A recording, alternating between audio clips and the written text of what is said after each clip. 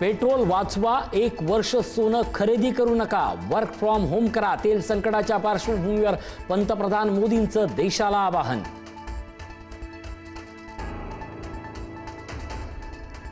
बोंदू खरात प्रकरणात रुपाली चाकणकरांची SIT चौकशी संपली. तब्बल 5.5 तासानंतर चाकणकरांची चौकशी संपली.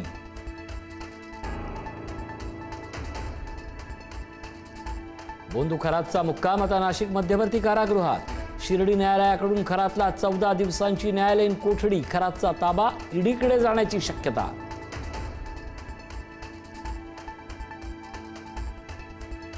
नसरापूर घटनेच्या निषेधार्थ पुण्यात मूक मोर्चा. पुण्यातील बालगंधर्व ते सावरकर स्मारकापर्यंत नागरिकांचा मोर्चा.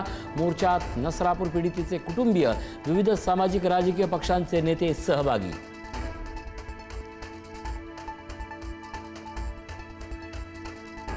अभिनेते थलपती विजय तामिळनाडूच्या मुख्यमंत्रीपदी. थलपतींसह 9 मंत्र्यांचाही शपथविधी.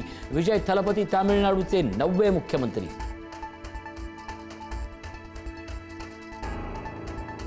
आसामच्या मुख्यमंत्रीपदी पुन्हा हिमंता बिस्वा शर्मा यांची निवड. 12 मे रोजी होणार हिमंता बिस्वा यांचा शपथविधी.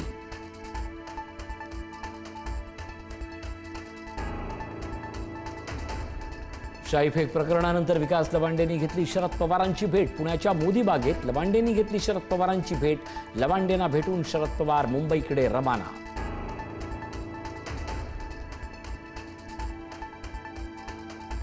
अकोल्यात 6 वर्षीय चिमुकलीवर 14 वर्षीय अल्पवयीन बालकांकडून अत्याचार.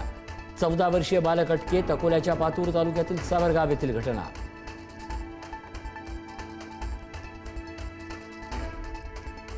तळेगावात महिलेची 8व्या मजल्यावरून उडी घेत आत्महत्या. कौटुंबिक वादातून 3 मुलांच्या आईनं उचललं टोकाचं पाऊल. महिलेच्या आत्महत्येचा थरारक व्हिडिओ व्हायरल.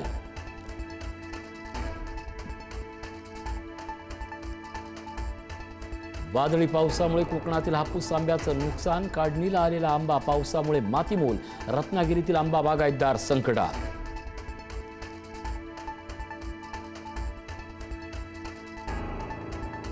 अंदमानात यंदा पावसाचं आगमन लवकर. 4 दिवसानंतर मान्सून अंदमानात दाखल होण्याची शक्यता. 14 ते 20 मे दरम्यान मान्सून अंदमानच्या समुद्रात.